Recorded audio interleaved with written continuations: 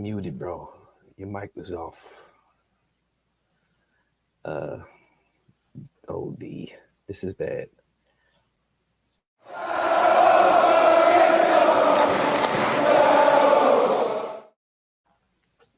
No. No, you can't make this up. Oh, no. Ooh, yo, you had like No way that just happened. No way that just happened. Oh my days. Another howler. I thought I'd do a different kind of intro today, but it's literally the same intro. I saw your face again, and I looked towards my mic, and it was like 15 seconds, This is bro. what happens when we take a break from Palace News. That's what we have to do daily, man. That's what we have to do daily. Every time we take a break, this is what happens every time I come back. But let's pretend that didn't happen, people. And let's pretend this is a fresh start and that you just tuned in and everything's going smoothly. What's going on, people? Welcome back to Palace News. We're going to be talking about Michael Olise today, being linked with a move to PSG. Also, the Palace under-21s in the Premier League International Cup final. Massive result yesterday, winning by penalties, discussing some of the individuals there, and also ending it off with Celtic youngster being on the radar of the club and more. As always, make sure to leave a like and subscribe and get involved with the chat in the comment section as well. If you're watching it on replay, comment section down below, and if you're watching live, in the live comment section.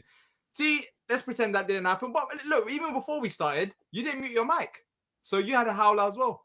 I didn't say anything though. Yeah, I didn't say anything until you were muted. Until you know. Oh man, I enjoyed that intro as well. Well, I enjoyed it for myself because no one heard anything. But you saw. We gonna save that. Spirit anyway. You understood what I'm trying to go with. Maybe next time we do this Palace News, maybe I could do the intro I actually want rather than talk to myself. Let's start off with the Palace under-21s, shall we? Because they had a very good result yesterday. Absolutely, you know, going to the cup final was massive for them. So the match finished 1-1 after 90 minutes, with the only Palace goal coming from Jaden Raymond.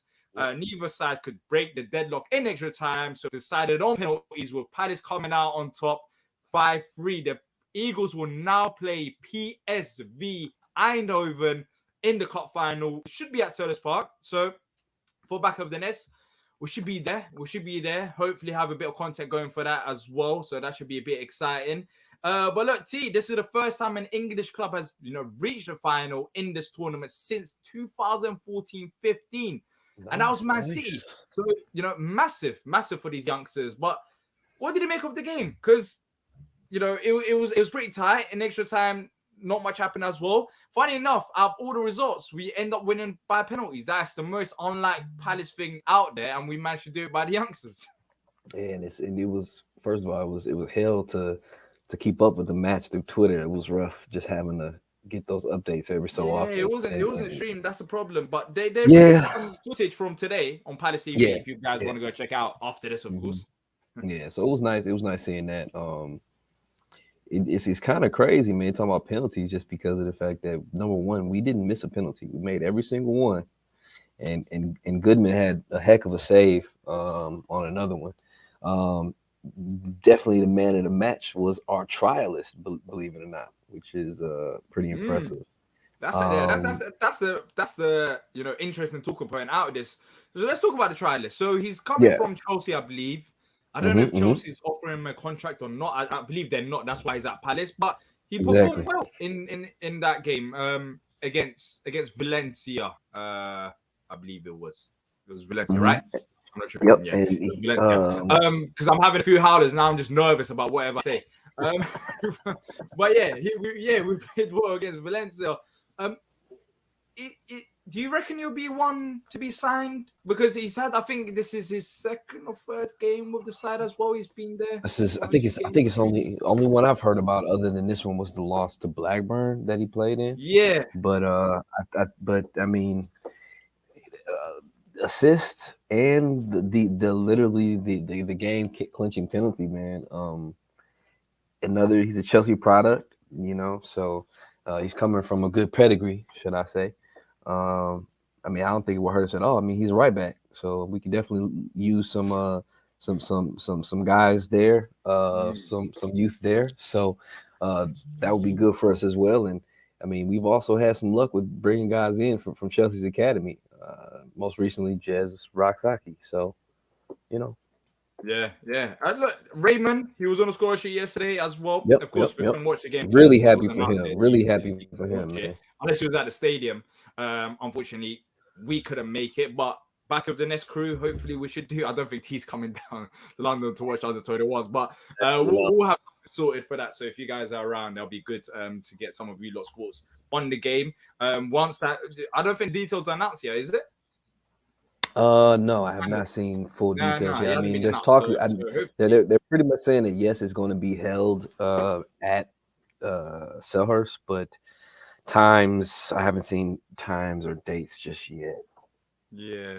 So apart from the Raksakis and the trialists, you know, Goodman in goal, he's one of Hmm. those with Yeah, yeah. Whitworth and Goodman. I thought um, he had a solid game based on what we've seen on the replays. Of Hmm. course, we can watch the Hmm. full 9 minutes.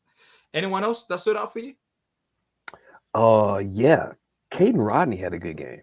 Mm-hmm. From what I saw just through the updates of the game and then actually watching the actual highlights and things, Caden Rodney looked like he had a real good showing. Finn Mooney looked pretty strong as well. Omilabu really almost had the second goal of the game that ended up hitting off the post. So it seemed like we played a really good match as a team. Yeah, yeah. Let's see. Let's see. All the best in the final, of course, to the under 21s. It's good. We might finally get a silverware. It might happen, even though it might be the youth. But at this rate, let's just celebrate, man. We're Yeah, man. hardly, we're You gotta hardly, we're celebrate. hardly You there. gotta celebrate Of course, the look, successes. yeah. So Gaika is saying apparently the final is in Freaks time. Not sure the exact date. Yeah. So hopefully we should be there. And also shout out to the women's team, 100% Mitch, on another good league finish. Hopefully we can push on to the WSL promotion as well. So yes, apart from the men's team this year, which lately we've been doing well, it's been an alright season for the youth. Yeah, Especially the it's been a really good youth, season. I youth mean, level. both I think both that's been the teams. most standout moment, and of course the women's team as well. Yeah, both teams. I think both of our youth teams, 18 and 21, are both top four in their leagues, which is impressive. I know they've been doing really really great. I mean, shoot, the little guys won today. The U15s won big today. So Yeah. Well, I think there's are they still playing right now? Is it done? now they done 5-5 nil. 5-0. Well, I said it all along though. I've said it all along in terms of the catchment area of South London and the footballers that come out of South London. We've seen it with other football clubs as well. Mm-hmm. Back in the day, I'm not going to say back in the day such as 20 years ago, but even like 10 years ago, 15 years ago, you would see clubs like Southampton. I've seen it firsthand. That's what I'm talking from my experience. You see clubs like Southampton and the Mm-hmm. likes of even Fulham and of course the bigger clubs that would be in South London trying to get these players, but Palace didn't have the facilities or Mm-hmm. couldn't be as attractive as other clubs. And I'm saying this whilst we produce some excellent talent, but now with the new facilities, we should expect this from Palace. Like Yep. that is one of our biggest, strongest point. Yep. That academy that we've built, and also the catchment area, the people. South London is a football area, so I'm expecting more of this. I'm expecting, as I said, from when we built the academy. Like maybe we might not see it in a year or two, but in the next 5 years or so, I want to see some players come through the academy and actually make some good careers at the top level for themselves, because this is a footballing area, and I guess we're seeing the results in the short term in terms of how they're doing well on the youth level, but for the Mm-hmm. first team, I guess that will take a few more years, because you can't speed up the growing process. That's going to just happen naturally. Mm-hmm. And then it's nice about it. You're seeing continuity with a lot of these kids that are coming up. I mean, Jaden Raymond was talking about it during his interview after the match. This is the same group of kids that won the floodlit, the 15s floodlit. You know what I mean? And now they're playing under 21s together, headed to a final. Like these are the same kids, man. Like same group of kids, same players. So there's a lot of continuity there. There's a high level of Talent. There's a lot trust of talent there and as well. talent. Talent. Yeah. You can't hide away from talent. And the good thing is the talent isn't going away, because sometimes when you reach the top level or you keep growing and you face tough opponents and you see a bit more quality, then sometimes the talent can decrease. But this talent is not going away. These group of players have stuck together and are growing Yep. together and are still performing at a very good level. We're Mm-hmm. talking about being in the final of a tournament where the last time an English club has won it is Man City in 2014-15. Yeah, Talking man, nearly what and you 10 think years ago, about nearly. the quality of clubs that we played against on our way to this final. You know, we Mm. played Valencia. We played who we play from Germany. We've played some quality clubs on the way PSG to as this. well. Was Yeah, PSG in this? I feel like PSG was in it too. You know what I'm Yeah, saying? So and we like, destroyed them. if you're thinking about it, man, these kids are playing like Champions League level matches in their in this level of play right now, this U21s thing. So you know, this is great for them because they're not just doing well domestically against other English clubs. Now they're playing against highly ranked academies from all over Europe, and they are putting in the results, man. Like I don't think it can go to be. I don't think it can be understated what these kids are doing right now. Yeah. Louis saying, I'm definitely going to the youth final. A good time for the fans to get behind the boys. Hopefully, there'll be a decent amount. Yes, we should be there. Planning to go with a few people, so hopefully we can record a bit of content as well. Mhm. About some of these youth players because they deserve it. They deserve our support, especially in the final. I think there'll be a good turnout. There'll be a good turnout. I couldn't make it yesterday, but I'm gonna try my best to make it to the final and try bring a few other people as well. But look, in the title of the show, well, I said it in the introduction, but of course, I had an absolute howler once again. Michael Olise, he's been linked with PSG. So let's move on to that. The next bit of news today, Olise. So according to L'Equipe, hopefully I pronounced that right, the French champions are attempting to lure the Crystal Palace number 7 away from the English Premier League, where he has emerged as this season's revelation. The potential move comes as Messi's future at PSG hangs in the balance after he was suspended for 2 weeks. Seeing Palace players being linked to replace Messi, it's just funny. It's just funny, but it shows the quality that we got in this side. I'm not saying Elise is anywhere near Messi's level, but he's got that talent, he's got that aura, and that's why he's linked. He's also a French international, of course, for the youth level, not for the first Mhm. team. But according to L'Equipe, PSG are trying their best to bring in Elise as a potential Lionel Messi replacement. Forget about talking about the details. What's your thoughts when I just say that? PSG looking at Crystal Palace to bring in a replacement for Messi, and it's not Mm. like a clickbait as well. It's coming from a very reliable source. I mean, there's a lot of things that are lining up that make sense. And we're not just talking about Messi leaving; we're also talking about Neymar leaving too, because Neymar's out there as being forced out by the club too. I mean, there was a mob of fans literally outside of Neymar's house yesterday, chanting, Yeah. saying that he needed to leave. And if I'm Mm. him, I don't care how much I love a club or how much I'm enjoying the city. If I've got people outside of my home, outside of where my family lay their heads, yelling, cussing, screaming at me, I'm not going to stay there. Like that's not safe. You know what I'm saying? That's not cool at all by any means. You know what I mean? And the thing about it is, I don't think PSG has even come out and said anything about the events that the fans did. You know, speaking down on it. You know, so those two are probably on the way out. And then you're talking about the fact that there are rumors that PSG now is not looking to go after big name athletes anymore, big name superstars anymore. They're probably trying to convert more to young and upcoming talent and trying to make it work with them. And with that being the case, looking at Elise, it makes sense. Mm. And you know what I'm thinking about when I think about this? Milk. That's the first thing that comes into my head. And the reason why I think about milk is we have to milk the money out of them.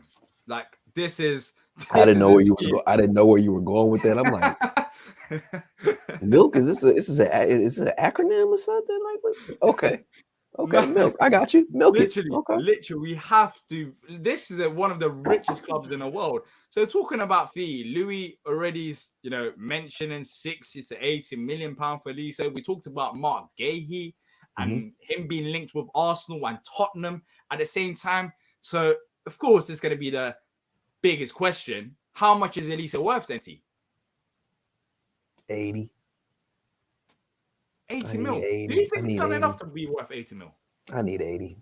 Jaden Sancho You went for need 100. 80, but is Jade, 80 realistic? We might Jaden want 80, Sancho but went is for 80 realistic? That's 120. the question. Jaden Sancho went for 125 million. Oh, 125 million. But would you say Sancho proved himself at Dortmund to that level? Are you, Maybe not have you 125, not but said? Would you not say that Olise has proven himself with us in the Premier League? I mean, he's going to have at least 10 assists this year alone. He's one of the best passers in the yeah, Premier in a League. side that's been struggling to score goals. Yes, like he's shown himself to be a quality player. A big knock on him coming in was he couldn't handle the physicality of the Premier League. Seems like he's handling pretty good to me. Yeah, He's shown defensively, he's he's shown that he solid. can track back and play defense. He's shown that he's an amazing passer. He's shown that he can even score goals off his left foot. So I don't think that 80 is out of the question by any means. So there's this question mark about even when he first joined about his release clause. Spa says he might have a £50 million release clause. I believe this has been removed. Like I heard that he signed a new contract. Of course, I need to double check it. I'll check it out right now. To be fair, I heard that he signed a new contract and that got removed. So I don't I think know they this will be. removed. Yeah, I heard that they removed the 30 plus one that we were talking about. I never Yeah, heard it's like about them. 30 million, not I 50 never million. Yeah. I never heard about them instituting another one. Yes, it has been However, removed. So yeah. yes, So I according to never that heard about policy, them instituting another one either. And I think yeah. that's a big reason because Olise probably wanted to help the club out as much as possible and not put us in a position where we can only get a certain amount.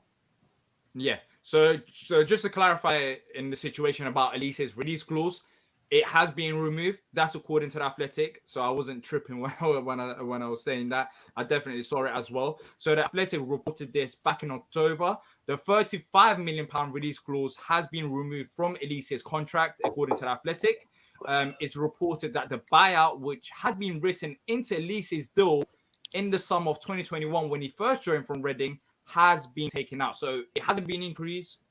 It has been removed. So there should be no release clause for Olise, thankfully. And that happened earlier on in the season. I remember something like that happening. So we shouldn't have that worry about £50 million, £35 million. That's not any question, which is very good because if they manage to get him for 35 or £50 million, I think I'll be head lost. Because that'd be an absolute howler from us.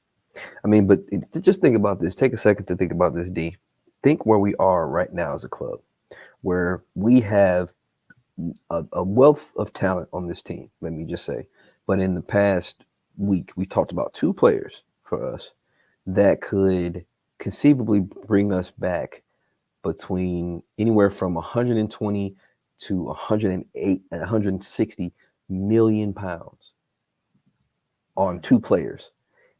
Can you imagine, like, I don't think this club has never seen a time in its history where we've made that type of money on transactions and then had that type of money and then had that type of money conceivably to be able to spend on bringing in new players. You know what I mean? Yeah, but we spoke about this the other day, though, T. We spoke about Gahey and how much he means to this Palace side. And I think with Gahey, it's probably a bit easier because we got Richards there and we know already his replacement and what he brings to the table, his injury concerns. So we already know what to expect. But with Olise, when you get rid of these players, and this is my biggest question mark about selling these players on for profit, it's the replacement side of things. And so far, we haven't shown that we could replace players. Like I'm surprised you're saying that because we got your homeboy Jazz Rocksaki waiting. I'm surprised you're saying that. I'm surprised that you're saying that because I'm surprised that you're not saying we got Jazz waiting in the wings. He's ready to go. You know what I'm saying? That's your boy. We do. But I've said that Jazz is ready for the first team, but as a squad player, I'm not gonna get overhyped and say Jazz is ready to perform at Olise level. Maybe years, but I just can't remember the time. I don't think Jazz can be a direct replacement of Olise. I think and we'll you know lose what? out a bit. And you know what? 2 years ago, I think in the same situation. I said it at the start of the season. I said that Jess could be, should be in the first team as a squad player, even right now. But then again, if you're telling Jess to play 38 games as a starting right winger, is he ready? Do you think he's ready? He's played that many games with Charles. They play a ton of games in those lower leagues. He played at League One. That's the thing. Do you think he's ready to perform I'm just saying, like, the amount of games. I don't know. I mean, I don't know. It could be. I mean, we were saying the same thing about Olise 2 years ago. Honestly, if we're being quite honest. Yeah, and Lou's making a very good point. We got Olise for £8 million, and now we're talking about him leaving for £100 million. Yeah, I mean, Literally. if he leaves for $80 million, bro, that's an 800% return on our Mm, investment. That's absurd. yeah, But yeah. that's what you It's in good it amount of for. money That's as what well. you It's in it good amount for. of money as well, of course. Hell Like yeah. it's Heck about what you yeah. do with that money. But that's the thing. Don't would you want another run out with this team? Would you want next season, especially with a new manager? Oh, It's absolutely. I gonna mean, by no means am I saying we should sell Gahey and we should sell Olise. I was just pointing out the fact that look at the position that we're in right now as a club and the potential that we have with our current squad. I'm not saying that we should sell them by any means. That's not what I mean. I would love, like you said, I would love for us to continue to build on what we have because um, I think the thing that a lot of us want to see is we want to see the club have some significant success before we decide to shift out some of these guys. You know what I mean? Because Mhm. then you're thinking about, if you shift out Gahey in the summer or you shift out Elise in the summer, it's always that idea of what could have been with those guys on our team. You know Yeah. what I'm saying? So I mean, I definitely would want to see them stay and us build and maybe find ourselves fighting for another FA Cup championship or Yeah. Look, possibly yeah. trying to get up into European spots. That's what you want from your squad. And then thinking about possibly moving some guys on and having a whole lot of profit and revenue from sales to bring in replacements. But I do understand that it's a business and things things don't always go how we as fans want it to. Well, we said this on the last show that we talked about Gahey. If we have the money and we need to strengthen, let's say, especially in terms of starting lineup, one or two Mm-hmm, positions, or maybe three, mm-hmm, depending on how you see it. I would rather. I want us to go for it, man. I just want us to go for it. If we get a mm-hmm. proper right back and maybe spend on a quality striker as well, I'm not. Maybe we struggle in the league, but a cup run or just something like Yeah. something to say that this team, we won something with this team, Mm-hmm. and now it's time to start again and build something new. Do you get? I Oh, feel like this absolutely. team has got it in them. Even in that FA Cup run with Vieira last season, I feel like he fumbled the bag by changing up against Chelsea. That's what I think. He changed up a bit too much. We played the system that we didn't play all season long, Because and I think he got because he was worried he was worried about the result that we got against them in first game of the season. yeah. Chelsea got in his head. Yeah. Mitch says no player stays hoping for a domestic cup run. They're just too random. Even if it's not a domestic cup run, I feel like if we strengthen one or two areas of the pitch that we know that we need to strengthen, don't you think this team is good enough to top 10 of Yes, I think European push? I think what Mitch is saying is players aren't going to want to stay for the chance at a domestic cup run, and I get that, Mitch. I don't think anybody's going to be staying for the opportunity to have a domestic cup run. Yeah, they're not. I think they're staying for the project, for the opportunity to move this team on to trying to compete from Europe. But I think what D is saying is that he wants them to stay together so that something like a deep cup run becomes a reality because of the quality of a squad we have with the additions that we can make to what we have. Yeah, I think this squad, alongside a few improvements, I don't think like I don't think the ceiling's this low to fight relegation. This squad has got talent, and I want to see that at least for one season. But that's the question: can we do the improvements? How much money have we got? I assume that we've got money to spend on transfers because it would be pathetic if we have another window, like we did this whole season, or Mm-hmm.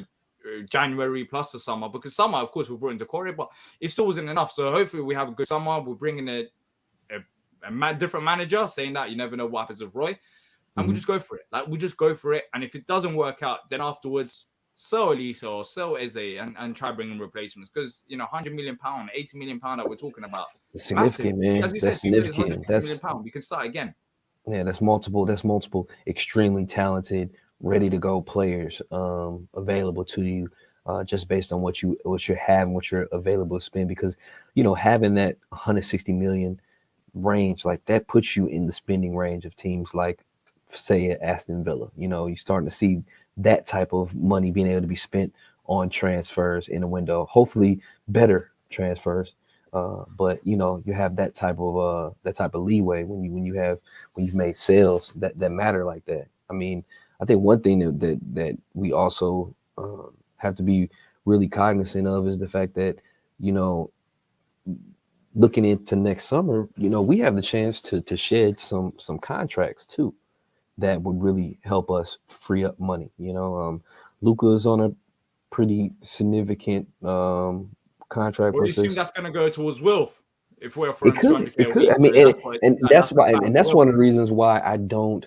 Like I said, I think I said this in the last in a previous video. Like I didn't have as much of an issue with the contract we were given to Wilf because in it's an extension, and those X amount of $1,000 extra that we're giving him is probably going to come out of the pay of somebody else possibly, especially if we're looking to bring in guys on lower wages than what say a Luca is making, a James MacArthur is making, or possibly one of the other guys. So you have that money that gets shifted over to Wilf, to where you're not even thinking about taking money away from what we have for transfers, because that's not what we're talking about. We're talking about contract and salary budget, not transfer budget. So giving Wilf those extra few $1,000s per week, per month, per year, it's probably going to be easier than us going out spending $40 million on a guy given to the team he's coming from,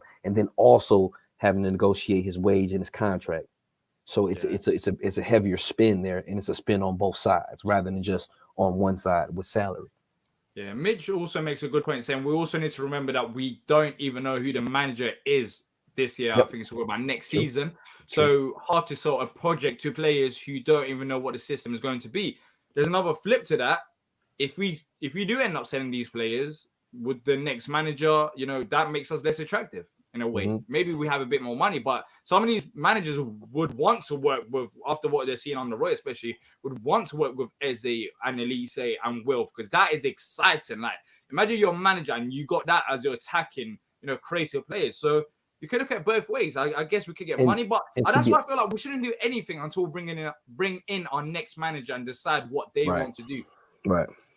And the luckily thing is, like you said, we have an extremely talented squad right now that we possess. So the nice thing for us is that we don't have to sell things to them already, because they're already under contract for long term. So some of the pieces of selling to our current players isn't as worrisome, because they're well under contract with us. Yeah. Luke also agrees, saying the next manager is a real challenge if you're not a Palace thinking culture person. Wilf, player manager, make it happen, says Louis. That'll be Wilf as a manager will be actually interesting times. Interesting times. Like, that'll be interesting. I don't know if he'll be able to survive much, but yeah, that'll be funny. That'll be funny as a documentary series. Colin says the Wilf deal shows big ambition from the club, so I'd have thought by putting this deal for Zaha to keep him would suggest they're also looking to strengthen for us to show ambition going forward. 100%. That's probably part of the term of the negotiation. Yeah. By the way, if you're enjoying the show, if you can leave a like, that would be much appreciated, people. And it takes a second of your time. Let's keep it going. Let's move on to the next bit of story before we wrap it up, and that is on the Celtic youngster Mitchell Frame. Crystal Palace, according to the Daily Record, Crystal Palace have scouted the Celtic youngster in last night's Scottish Youth Cup final, which he played in. The 17-year-old was a standout and a scorer in Celtic's thrilling 6-5 win over Rangers on Thursday evening. Palace are looking to bolster the under-23 squad, and the Hoops youngster is one they're looking at closely. So this is one, it seems like, not for the first team, but for the under-23s. The first thing that came into my head was Adam Marola. What does that mean? Or a backup option? How would that work? It can mean a few things. It can mean that they want to bring him in to, like you said, bet into the U21, 23s, where they want to say. It could mean that Adam Marola is going to be more in transition. Yeah, making his transition. So that transition may come in the fact of him, being really active with the first team in the summer and probably taking a loan somewhere, or by some stretch or some jump that he could make, maybe he finds himself getting into a backup role behind Tyreek. I would hope that's what it means, as far as bringing that young man in, and thinking about who we have there in our youth ranks already. Yeah, because I was thinking about this, and clearly, if it's not for the first team, you look at the academy players that's there, and Adam Roller, he ain't the youngest player, and also he's had a bit of experience here and there with first team. I guess he hasn't been like an outright first team player.